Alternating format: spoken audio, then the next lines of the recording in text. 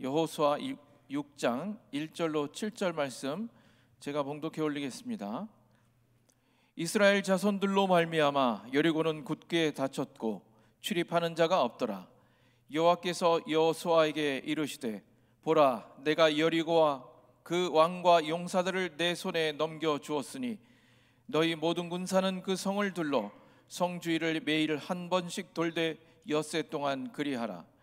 제사장 일곱은 일곱 양각 나팔을 잡고 언약궤 앞에서 나아갈 것이요 일곱째 날에는 그 성을 일곱 번 돌며 그 제사장들은 나팔을 불 것이며 제사장들이 양각 나팔을 길게 불어 그 나팔 소리가 너희에게 들릴 때에는 백성은 다 큰 소리로 외쳐 부를 것이라. 그리하면 그 성벽이 무너져 내리리니 백성은 각기 앞으로 올라갈지니라 하시매 눈의 아들 여호수아가 제사장들을 불러 그들에게 이르되 너희는 언약궤를 메고 제사장 일곱은 양각 나팔 일곱을 잡고 여호와의 궤 앞에서 나아가라 하고 또 백성에게 이르되 나아가서 그 성을 돌되 무장한 자들이 그 여호와의 궤 앞에서 나아갈지니라 하니라. 아멘. 여호수아 6장 1절에서 7절에 기록된 말씀을 가지고 한번 따라합시다. 나팔 소리가 들릴 때. 무슨 소리가 들릴 때? 나팔 소리가 들릴 때라는 말씀에 은혜를 함께 나누고자 합니다.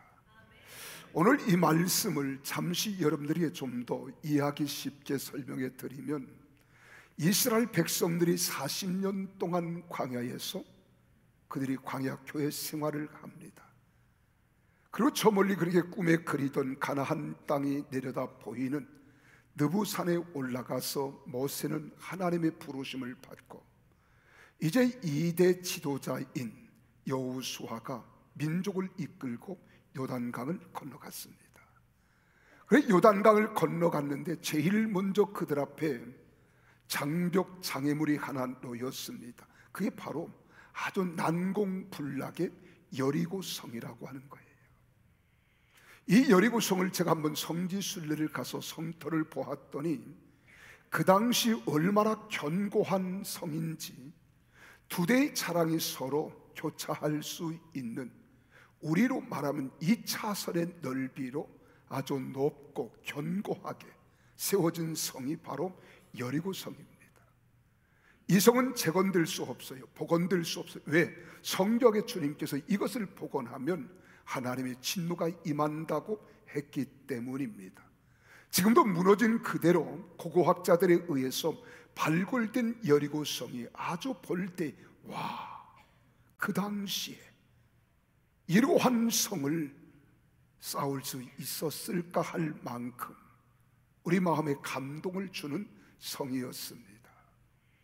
근데 이 성을 하나님께서는 다이나마이트와 같은 어떤 폭발력이 있는 무기, 재료를 통해서 폭발하고 무너뜨린 것도 아닙니다. 이 성을 매일 앞에 제사장이 양각 나팔을 들고, 그리고 또한 하나님의 법궤인 그 두 돌비가 들어있는 법궤입니다. 그리고 아론의 쌍난 지팡이가 있습니다. 그리고 광야 40년 동안 그들이 매일 아침마다 일어나면 하나님께서 어김없이 주셨던 만나를 담아 놓은 항아리, 이 세 가지가 들어있는 이 법궤를 메고 뒤를 따르게 하고, 그리고 군사들이 들을 이어서 매일 한 바퀴씩 도는 거예요. 아무 말이 없습니다. 첫째 날도 둘째 날도 셋째 넷째 다섯 여섯째 날 이렇게 여리고성을 다 돌았어요. 그리고 마지막 일곱째 날에는 일곱 바퀴를 도는 겁니다. 그리고 마지막 최후에 양각 나팔이 부를 때 온 백성과 더불어서 함성을 일제히 지르는 거예요. 와! 그때 뭐라고 함성을 질렀을까? 아무리 성경을 찾아보아도 없습니다. 다 성취했다는 마음으로 일제히 함성을 지를 때 하나님을 이름을 부르지 않았을까? 나 혼자 그냥 그렇게 생각해 본 거예요.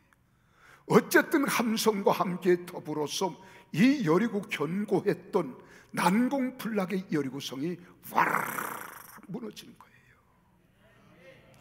그리고 그들이 건너가서 올라가서 그 성을 점령합니다. 이게 첫 번째 가나안 땅을 정복하는 여리고성을 정복하는 광경입니다.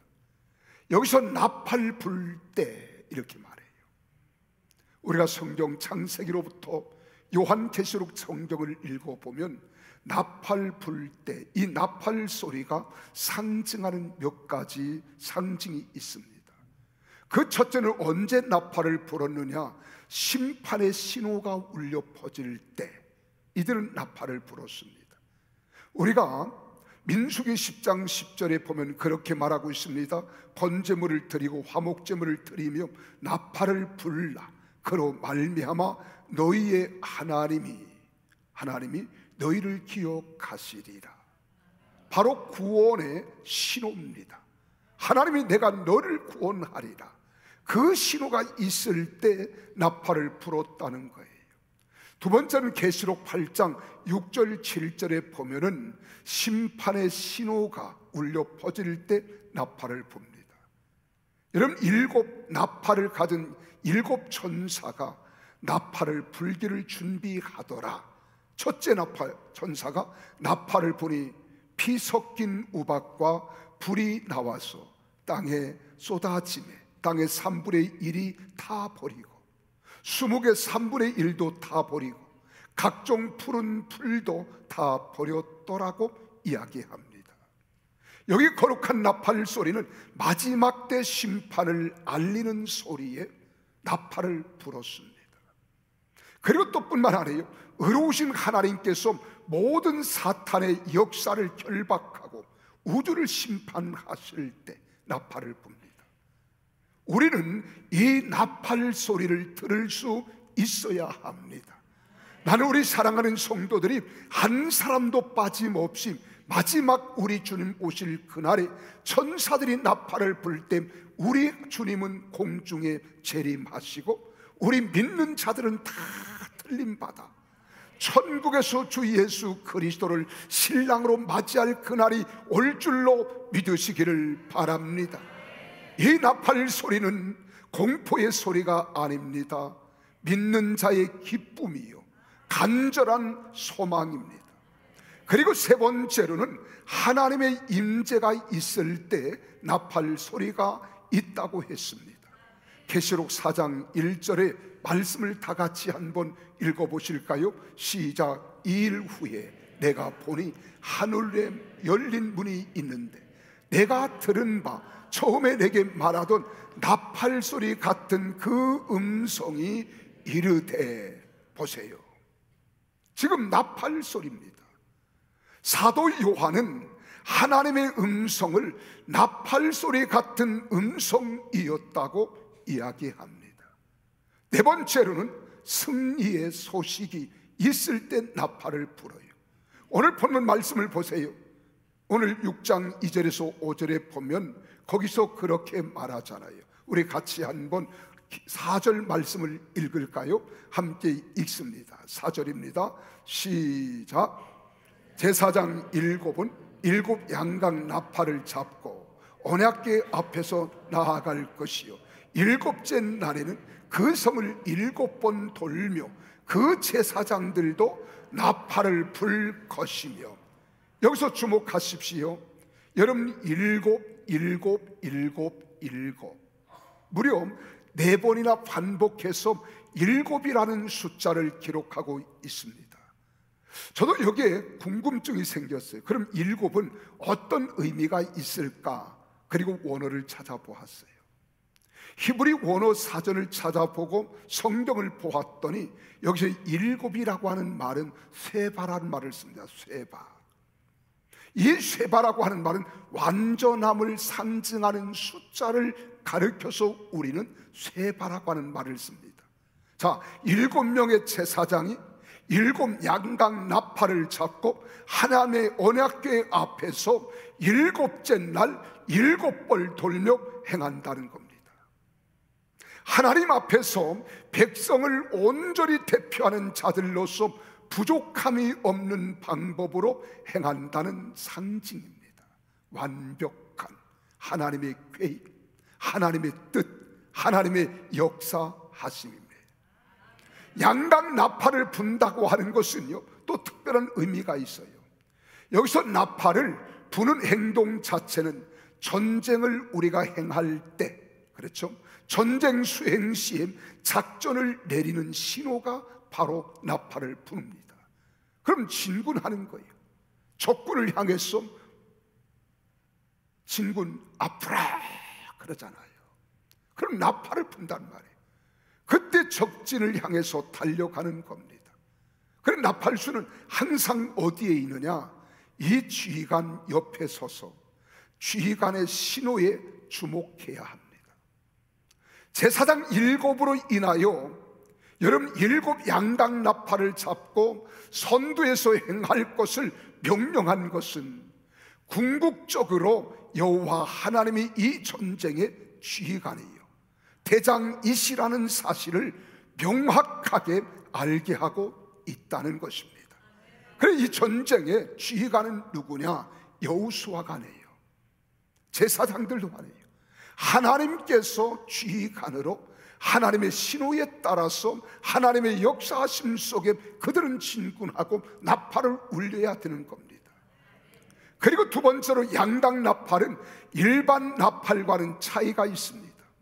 양각 나팔은 성경에 보면 희년을 선포할 때 77이 49, 7년을 7번 지난 후에 마지막 50년째는 희년입니다. 희년을 선포할 때 사용되기도 했기 때문에 이 나팔 소리는 기쁨이 담긴 축제의 소리요, 자유의 소리였습니다. 전쟁을 알리는 나팔 소리가 결국 승리의 축제를 알리는 신호의 역할을 동시에 하였다는 겁니다. 이 말을 좀 더 꼼꼼히 생각해 볼게요. 이 여리고 전쟁은 여호와 하나님이 친히 인도하고 계신다 하는 거예요. 하나님이 인도하고 계신다. 여러분, 우리 인생도 인간의 생사화복을 주관하시는 하나님께서 여러분 발걸음 발걸음 손길까지도 인도하고 계심을 믿으시기를 바랍니다. 또 뿐만 아니에요, 처음부터 승리한 전쟁이라는 것을 알려주시는 겁니다. 하나님이 함께 하시기 때문에 너희는 염려하지 마라, 근심하지 마라, 내가 함께 함으로 반드시 승리하게 하리라, 이 말이에요. 또 뿐만 아닙니다. 이스라엘 자손이 이 전쟁을 치르고 있는 것이 아니라 이 4절 말씀에 보면 언약궤 앞에서는 하나님의 임재와 여호와 하나님이 이 전쟁을 선도하고 계신다는 것을 뜻하는 것입니다. 그리고 2절 말씀에서도요, 내가 여리고와 그 왕과 용사들을 내 손에 넘겨 주었으니 이렇게 말하잖아요. 내 손에 넘겨 주었다. 이 말씀은 여리고 전쟁을 이미 승리한 전쟁으로 선언하신 하나님의 뜻을 구체화한 겁니다. 더 구체적으로 말해볼까요? 우리가 5장 13절에서 15절에 기록된 말씀을 우리가 함께 여러분 깊이 생각하며 읽어보겠습니다. 13절에서 15절은 시작. 여호수아가 여리고에 가까이 이르렀을 때 눈을 들어 본즉 한 사람이 칼을 빼어 손에 들고 마주 서 있는지라. 그때 여호수아가 나아가서 그에게 묻되 너는 우리를 위하느냐 우리의 적들을 위하느냐 이렇게 물은 거예요. 물었더니 이 장수가 뭐라고 대답합니까? 그가 이르되 아니라 이렇게 말해요. 참 이해가 안 되잖아요. 지금 여호수아 군대를 위한 장수냐 아니면 우리의 적인 여리고의 군대를 위한 장수냐 이렇게 물었습니다. 그래 단답이 아니라는 거예요. 나는 여호와의 군대 대장으로 지금 왔다고 이야기합니다. 여기서 보세요. 여호와의 군대 대장이라면 상식적으로 이스라엘 적을 위하지 않고 이스라엘을 위한 자라고 자신을 소개해야 되지 않겠어요? 근데 그렇게 소개하잖아요. 그런데 이스라엘을 위한 자도 대적을 위한 자도 아니다, 이 말입니다. 아니다. 이것은 단순히 이스라엘 돕는 자가 아니라 전쟁을 직접 수행하고 작전을 주의하는 자라는 의미를 담고 있습니다. 아, 그럼 뭐야? 뒤통수 좀 맞는 것 같잖아요. 주님이 함께 하시고 주님이 역사하시는데 주님이 우리를 돕는 것이 아니다? 의문을 품게 되잖아요. 우리가 성경을 읽을 때 그냥 우린 시냇물 흘러가듯 그냥 여러분 줄줄줄 읽지 말고 왜 이렇게 말씀할까? 우리가 한 템포 늦춰서 잠시 멈춰보세요. 그걸 생각해 보세요. 이 말이 무슨 말입니까? 이스라엘 위한 자도 아니요 대적을 위한 자도 아니라, 그러면 단순히 이스라엘을 돕는 자가 아니라 전장을 직접 수행하고 작전을 주의하는 자라? 그럼 어떤 사람이 승리할까? 이 생각 같잖아요. 하나님의 이름으로 싸우는 이 전쟁에서 하나님은 전쟁을 직접 이끄시는 대장이라는 거예요. 전쟁을 이끄시는 대장. 할렐루야. 자, 그러면 언제 제사장의 나팔 소리가 들릴 때 우리는 분명하게 알고 행해야 할 일들이 있습니다. 그러면 하나님의 이 나팔 소리가 양각 나팔을 통하여 들릴 때에 하나님께서 싸우시겠다는 거예요. 지금 내가 너희를 지켜보겠다는 거예요. 너희가 이 말씀대로 순종하며 사는 자들인지, 이 말씀을 그릇되게 너희들이 범행하며 불순종하는 자들인지 내가 지켜본 후에 내가 너희를 위하여 싸워도 싸우겠다, 이 말입니다. 그럼 이 말을 한마디로 하면 뭐예요? 하나님이 우리와 함께 하시는 건 분명한데 언제 하나님이 우리 편이 되어주셔서 우리를 대신하여 싸우시느냐? 하나님의 살아계신 말씀을 믿고 순종할 때, 이 말입니다. 하나님 말씀을 믿고 순종할 때 하나님의 군대 장관이 싸워주시겠다는 거예요. 하나님께서 이스라엘 백성들에게 원하셨던 것은요, 내가 너희와 함께 한다는 믿음과 함께 너희는 그 말씀에 순종하라는 거예요. 그 믿음은 반드시 순종과 함께 비례하는 겁니다. 믿음이 있노라 하고 행함이 없으면 이건 죽은 믿음이에요. 하나님의 살아계심을 믿고 하나님의 위대하심을 믿고 그 말씀대로 우리가 믿는 자는 반드시 그 말씀을 따라 순종하게 되어지는 줄로 믿으시기를 바랍니다. 그래서 오늘 여기 3절에서 5절의 말씀을 보면 하나님께서 이스라엘 백성들에게 여리고성을 정복하기 위한 방법을 지시하잖아요. 그러나 이것은 성을 정복하기 위한 지시라기보다는 아무리 봐도요, 종교적인 의식을 위한 지시로밖에 보이잖아요. 하나님은 전투를 위한 작전을 말씀하신 것이 아니라 단지 성 주위를 돌며 하나님 말씀을 믿고 너희가 도는지 아니면 거부하는지 이걸 지금 지켜보는 겁니다. 그리고 마지막 7바퀴를 도는 때에는, 마지막 날에는 매일 한 바퀴를 돌던 그들이 아무 말 하지 않았어요. 침묵을 지켰어요. 근데 마지막 날에는 7바퀴를 돌면서 마지막 7바퀴를 돌고 일제히 양각 나팔을 부를 때 그들이 함성을 질렀다는 거예요. 다 함께. 그때 하나님께서 여리고성, 철통 같은 여리고성이요, 난공불락의 여리고성이지만 하나님 말씀 앞에 맥없이 무너진 줄로 믿으시기를 바랍니다. 하나님께서 이스라엘 백성들이 여리고성을 정복하는데 군사에게는 무기라면 칼이 필요한 거 아니에요? 검이 필요하지 않겠어요? 멀리서 상대의 적을 향하여 치명적인 치명타를 입히기 위해서 화살이 필요한 것 아닙니까?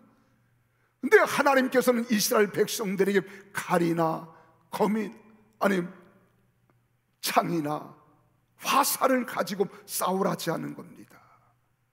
여기에 중요한 게 있어요. 그건 바로 하나님 말씀을 믿고 따르는 순종이 칼이나 창보다도 훨씬 더 큰 힘을 발휘할 수 있음을 우리에게 이야기하는 겁니다. 모든 전투에서 칼이나 창이나 무기로 싸울 것이 아니라 오직 하나님께 대한 믿음과 순종으로 싸워야 함을 깨닫기 위함인 줄 믿으시기를 바랍니다. 그렇습니다. 하나님을 향한 믿음과 그에 따른 순종은 이 땅에 존재하는 어떤 무기나 여러분 도주보다도 또 도구보다도 무기보다도 강력한 거예요. 왜냐하면 하나님께서는 온 우주 만물의 창조주가 되시며 나라와 민족을 폐하기도 하시고 세우기도 하시는 전능하신 분인 줄로 믿습니다. 따라서 하나님의 백성이 온전히 하나님을 믿고 의지하며 순종할 때 이 세상 누구도 당해낼 수 없는 강력한 능력을 바로 할 수 있기 때문인 줄 믿으시기를 바랍니다. 여러분, 이것만이 아니잖아요. 우리가 성경의 많은 곳을 보세요. 여러분, 민수기 10장 이 안에 여호수아 죄송합니다. 여호수아 10장 10절, 14, 12절, 13절에 보세요. 여호수아는 하나님을 믿고 의지하며 싸우고 순종할 때 태양도 멈추잖아요. 엄청난 능력을 발휘하잖아요. 여러분, 태양을 어떻게 멈추게 한단 말입니까? 이 태양은 절대로 멈출 수 없는 것이 자연 환경의 태양입니다. 잠시라도 머물 수 없는 거예요. 지금까지 역사 이래, 창조 이래 이 태양은 계속 들고 있는 겁니다. 그런데 오늘 여기 여호수아가 뭐라고 합니까? 태양아 멈춰라 하는 거예요. 태양이 멈췄어요. 여러분은 될까? 왜 피 웃음으로 떼어넘기려고 그래요? 옆 사람 물어보세요. 당신은 할 수 있을까? 나는 할 수 있어요. 나는 할 수 있어. 내가 한번 해볼까요? 쓰나 안 쓰나? 잘 보세요. 태양이 어디 있어요? 태양아 멈춰라! 멈췄잖아요. 다만 지구가 돌고 있을 뿐입니다. 그런데 그때는 지구가 멈췄다는 거예요. 이게 하나님의 역사입니다. 이 역사를 믿으시기를 바랍니다. 여러분, 또한 사무엘상 17장 40절에서 51절에 보면 다윗이라는 어린 소년이 나와요. 키가 9척입니다. 9척이면 얼마인 줄 아는 3, 9, 27 2m 70이야. 소년 다윗보다 배가 커요. 이게 사실인지 모르지만 영상인 유튜브에 돌아다니는 게 하나 있더라고요. 골리앗의 해골을 발견했대요. 해골이 얼마나 큰지 두 장정이 메고 갑니다. 내가 사실인지는 모르겠어요. 어쨌든 그는 키가 9척입니다. 그가 들고 있는 검은 상상을 초월하는 거예요.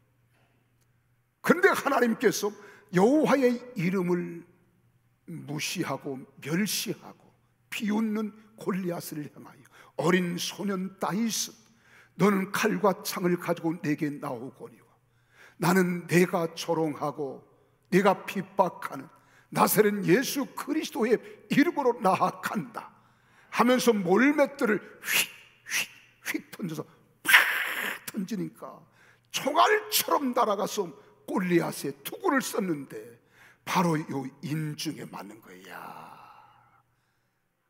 신바람 나지 않아요? 그래서 하나님께서 다윗을 통하여 골리앗을 이기게 하는 장면입니다. 여러분, 히스기야라고 하는 사람은 믿음으로 말미암아 당대 최고의 강대국이었던 아스로 군대를 피 한 방울 흘리지 아니하고 물리치는 장면이 열왕기상 19장에 나와요. 이 모두가 전설 따라 삼천리입니까? 아니에요. 역사의 길이 있었던 실질적인 사건들입니다. 그래서 시편 33편 16절에서 19절에 다 같이 한번 읽습니다. 시작. 많은 군대로 구원을 얻은 왕이 없으며 용사가 힘이 세어도 스스로 구원하지 못하는도다.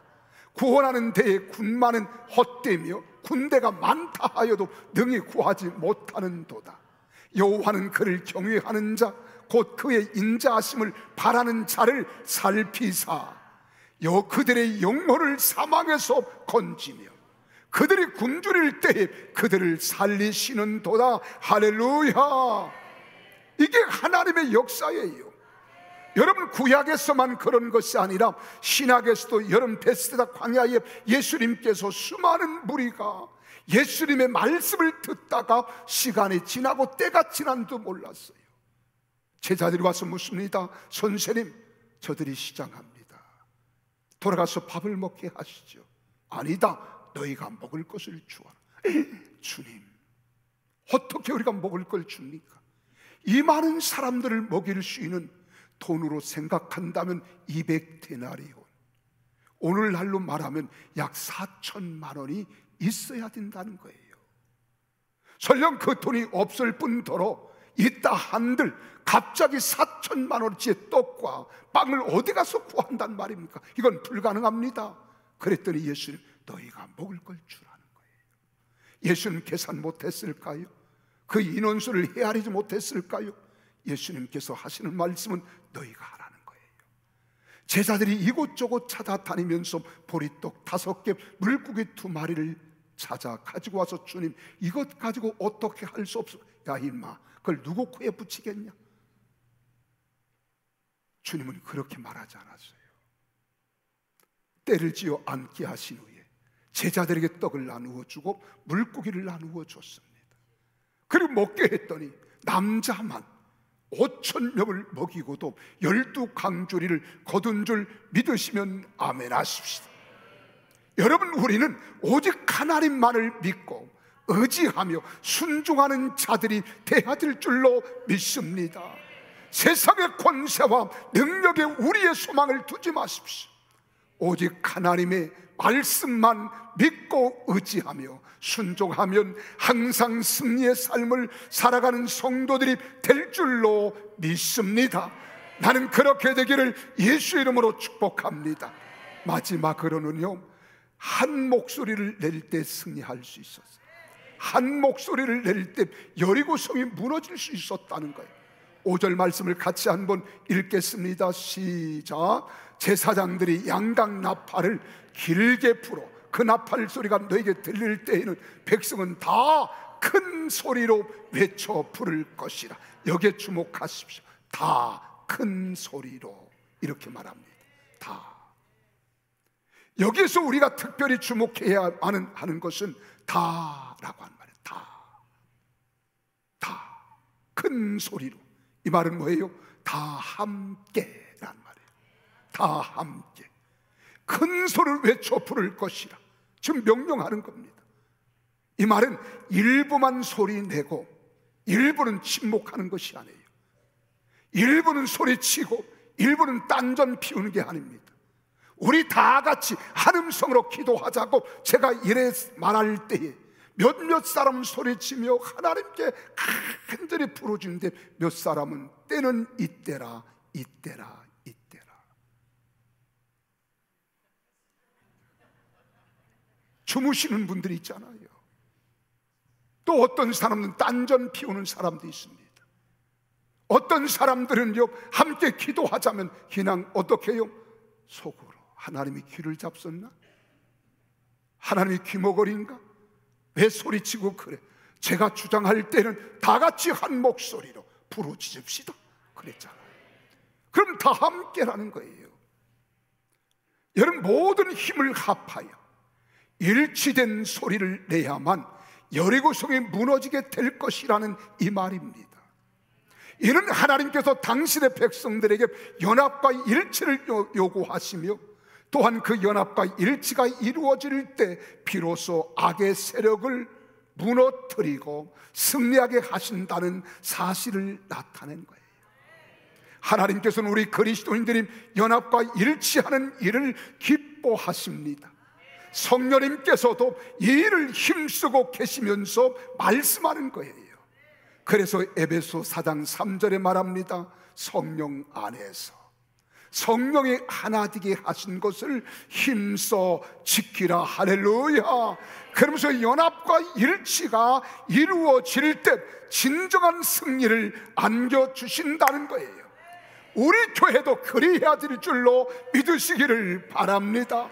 여러분, 제가 몇 주째 말씀드렸습니다. 오늘은 민속 축제의 날이다. 다 한복 입고 와라. 근데 몇 사람, 우리 한복 입으신 분들 한번 일어나 보세요. 일어나 봐. 패션쇼를 좀 해야죠. 왜 우리 권사님, 안수사님? 예, 숫자를 헤아려 보세요. 이러면 된다, 된다, 안 된다. 자, 박수 한번 보내주시기 바랍니다.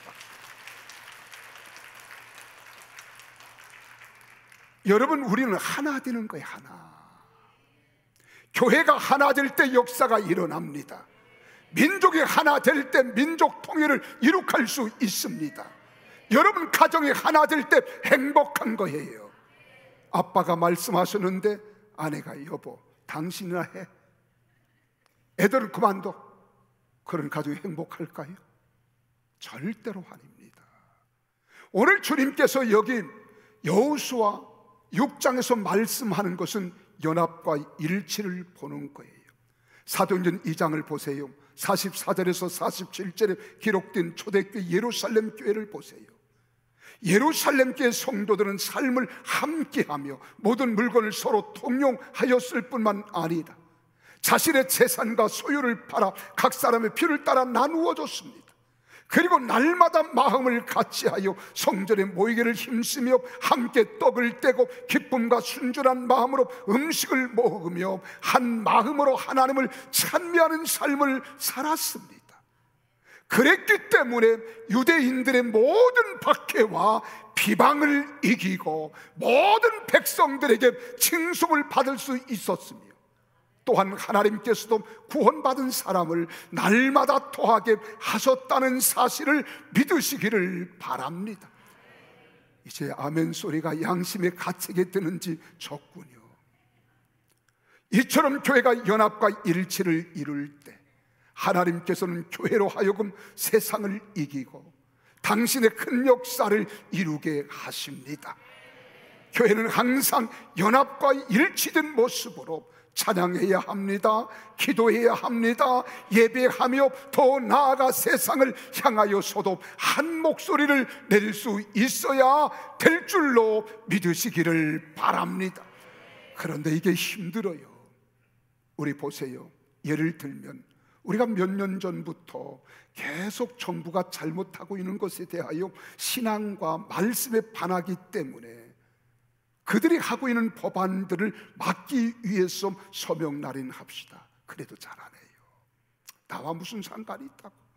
그냥 예배만 드리면 되지. 그게 바로 뭐예요? 차별금지법, 낙태법, 사학법. 이거 반대해서 끊임없이 외쳤잖아요. 그러다 보니까요, 교회가 일치가 안 돼요. 우리가 잘 아는 19년도에 일어났던 뭐가 있어요? 코로나. 그래서 코로나19예요. 처음에는 우한 폐렴으로 시작된 것이 이 전염병이었습니다. 나중에는 이것을 코로나19라고 이야기했잖아요. 그래서 정부나 지자체가 위헌적 행정명령을 내려서 예배가 금지되고 있었음에도 교역자들이 여기에 반해서 이야기하는 사람이 없었어요. 청와대에서 문재인 정권이 목사들 대표 16명을 청와대로 초청해서 19명씩 예배 드려야 합니다. 그때 뭐라고 한 줄 아십니까? 누누이 몇 번 말씀드렸지만 코로나는 과학입니다. 코로나는 의학입니다. 종교가 아닙니다. 이건 의학적으로, 과학적으로 해결할 수 있다는 거예요. 그래서 19, 여러분 이 큰 성전 3천석에 19명이 예배를 드렸다고 생각해 보세요. 우리 장로님들과 함께 의논했습니다. 목사님 한 번만 해보시죠. 그럼 좋습니다. 한 번만 하는데 딱 10번 예배 드리겠습니다. 목사님께 가능할까요? 내가 10번이고 13번이고 24번도 하겠습니다. 내가 복음 전하다가 쓰러지면 순교요, 하나님 영광이지 뭘 두려워합니까? 근데 예배 같지 않아요. 한 번 19번 10번 드리는데 19명씩 10번. 그리고 밖에서는 차 안에서 확대경을 가지고 핸드폰을 켜놓고 확대경을 보기 위해서 확대경을 다 나눠줬어요. 이게 예배입니까? 그때 정부에 말하는 사람 없었어요. 우리는 어떻게, 안 된다, 하나님 앞에 예배는 절대 금할 수 없다. 그랬더니 세상이 난리가 난 거예요. 그래서 제가 법정 고소를 당한 겁니다. 젊은이들은 아이들 핑계대고 못 나와요. 직장인들은 직장에서 교회 동선을 파악해서 못 나옵니다. 연세 많으신 분들은 자녀들이 못 나가게 해요. 무슨 교회가 코로나 온산지나 트는 것처럼 이렇게 우리는 살아왔습니다. 여러분, 그뿐만 더 거슬러 올라가면 1936년 신사참배가 시작될 때 5월 18일에 신사참배예요. 대한민국의 95% 목회자들이 신사참배에 찬성을 했고, 신사참배에 반대하는 사람은 노예에서 여러분 다 제명됐습니다. 그분이 바로 주기철 목사님, 손양은 목사님과 같은 분들이에요. 그분이 잘했어요, 잘했어요. 왜 대답을 못해요? 잘했어요, 잘했어요. 그러면 오늘 강 목사는 그런 주기철 목사님 같은 삶을 살아야 됩니까? 아니면 신사참배 앞에 가서 머리를 조아리고 절해야 됩니까? 여러분이 원하는 목사는 어떤 목사인가요? 전자예요, 후자예요? 그러나 목사가 정치에 대하여, 잘못된 정권에 대하여 이야기하면 왜 여러분 그렇게 말이 많아요? 지금 우리나라를 보십시오. 심각하지 않습니까? 우리 대한민국은 삼권 분립의 나라입니다. 자유민주주의예요. 입법부가 있습니다, 행정부가 있습니다, 사법부가 있어요. 그래서 서로 균형을 이루고 견제하도록 되어 있는 게 자유민주주의예요. 근데 지금 입법부인 국회는 독재로 가고 있잖아요. 그렇지 않아요? 29명의 장차관들, 감사원장, 국정원장 29명을 탄핵하고 소초했습니다. 행정부가 마비됐어요. 대통령이 없습니다. 국무총리가 없습니다. 대행을 하고 있어요. 그래도 국민들이 가만히 있어요. 이게 정치 이야기입니까? 나라가 잘못 가고 있다는 사실을 목사가 바로 알고 깨달아 많은 나라와 민족을 위해 바른 의식을 가지고 질책하고 책망하고 앞장서는 거예요. 이게 진정한 목회자입니다. 믿습니까? 나는 정치할 줄 몰라요. 그러나 옳고 그름은 알아요. 법도 알아요. 성경에 가르친 말씀대로 우리가 살아가면 역사는 일어난 줄 믿으시기를 바랍니다.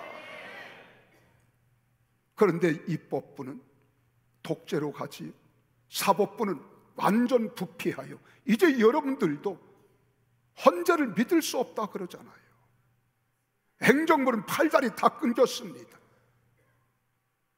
그래서 광화문에서 기도한 거예요. 이걸 극우라 그럽니다. 여러분, 우리나라는 극자는 있어도 극우는 없습니다. 극자를 붙일 때에는 난동을 부리고 사람을 죽이고 막 여름 폭행이 가해지고 이게 우리나라 전교조나 민노총은 극좌는 있습니다. 대한민국의 우파들은요, 아주 얌전하게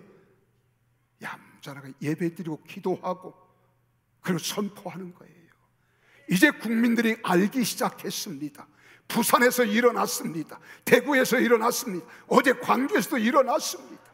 전국에서 일어나고 있습니다. 그래서 이번에 윤석열 대통령은 계엄이 아니라 계몽령이라 이렇게 말하는 거예요. 바르게 인식하는 거예요. 대한민국의 자유를 빼앗길 수 없습니다. 여러분, 자유를 말하고 북한을 말하면서 북한 인권에 대해서 왜 야당은 말하지 못합니까?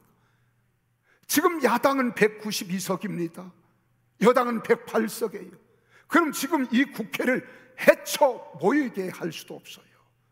이 국회를 파산한 방법 딱 하나밖에 없습니다. 여당인 108명이 전원 다 사퇴하면 됩니다.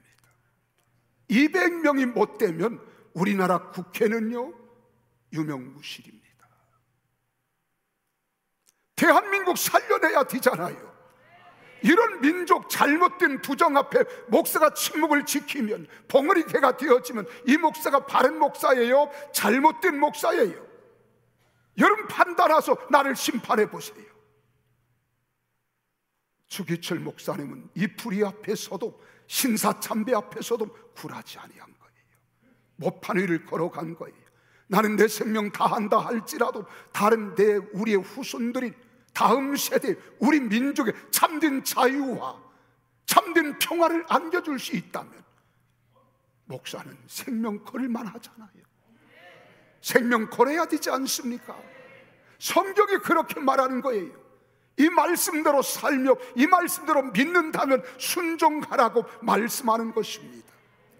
물론 우리가 신학이 다르고 사명이 달라서가 아니라 단지 정치적 이유로 혹은 이해관계 때문에 이념적 관계로 나뉘어져 있는 겁니다. 이런 것은 결코 하나님을 기쁘시게 할 수 없는 참으로 부끄러운 일인 거예요. 만약 교회가 이런 분열을 극복하고 연합과 일치를 이루어내지 못한다면 교회는 절대로 세상의 권세 앞에 하나님 영광을 드러내지 못할 겁니다. 그러므로 우리는 반드시 교회의 연합과 일치를 이루어내야만 합니다.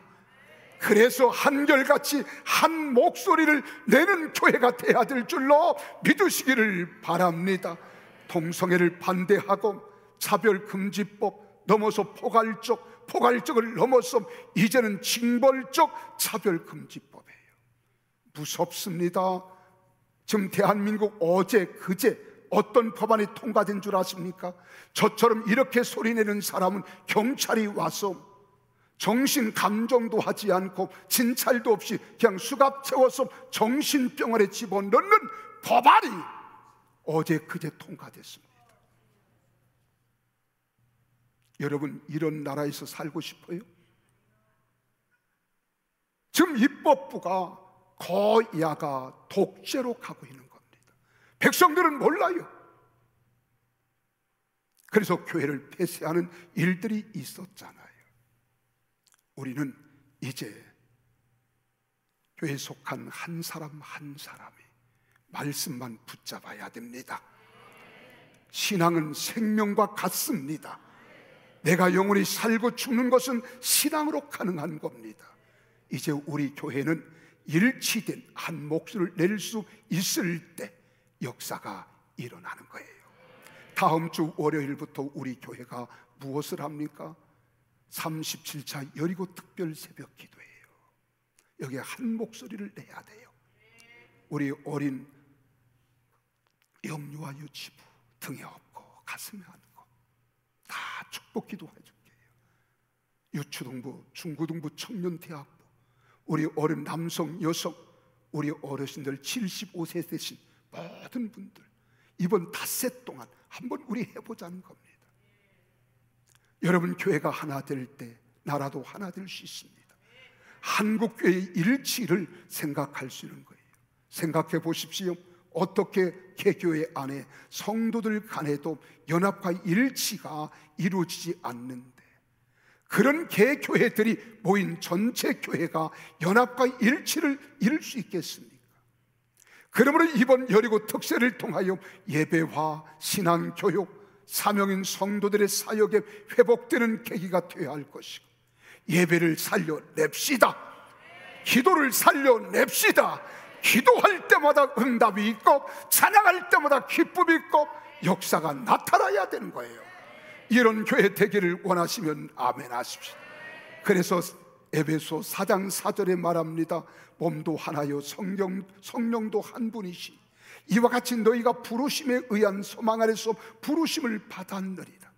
빌립보서 1장 20절 오직 너희는 그리스도의 복음에 합당하게 생활하라. 이는 내가 너희에게 가보나 떠나 있으나 너희가 한 마음으로서 한 뜻으로 복음의 신앙을 위하여 협력하라고 말씀하는 거예요. 오늘 사랑하는 여러분, 우리 교회는 하나 됩시다. 그리고 힘 있는 능력 있는 교회가 되시기를 바랍니다. 어떤 병든 자가 왔어도 한 마음으로 기도하면 병든 자들이 다 치료받아야 돼요. 해결받아야 돼요. 우리의 맡겼던 장애물들이 사라져야 하고 묶인 것들이 풀어지는 이런 능력 있는 교회를 만들어 가십시다. 그래서 찬송할 때 기쁨이 있어야 돼요. 감격이 있어야 돼요. 감사가 있어야 돼요. 기도하는 것들마다 응답돼야 돼요. 제 대한민국이 깨어나는 걸 나는 감사하게 여기는 거예요. 요즘 유튜브에 보세요. 일타 강사 전환길 108명의 여당의 국회의원보다도 더 강하게 일을 하고 있다 그러잖아요. 난리가 났습니다. 그분은 누구라 그래요? 나는 노사모였대요. 5.18을 그는 어떻게 해요? 민주화라고 이야기하는 사람. 역사관에 좀 다를 수도 있어요. 그러나 지금의 행정부가 이렇게 마비되어 대통령이 계엄령을 선포할 수밖에 없었던 그 이유를 들어가면서 나 같아도 계엄을 했겠다는 거예요. 그리고 108명보다도 일타 강사 전환기가 더 힘있게 외치는 겁니다. 여기 사람들이 모여들기 시작해요. 광화문에 모여들기 시작해요. 수백만이 모여도 저 여러분 지금까지 한 번도 뉴스에 내보낸 적이 없었어요. 근데 이제 서서히 보내기 시작합니다. 이러기를 여러분 7년 동안 싸워왔습니다. 그래서 오늘이 있는 거예요. 우리는 반드시 승리합니다. 대한민국은 예수 한국 자유통일을 이룩해서 우리가 하나된 마음을 가지고 북한의 2,500만 우리 동족이 억압과 압제에서 자유케 하고 저 휴전선이 무너지고 이제 우리의 영토인 중국의 동북 삼성까지 확장할 수 있으면, 하나님이 허락해 주신다면 이렇게 제2 나라로 하나님의 영광을 드높이며 온 세상에 복음을 전하는 우리 대한민국이 되어지기를 예수님 이름으로 축복합니다. 그렇게 되기를 원하시면 아멘 하십시다. 기도하시겠습니다.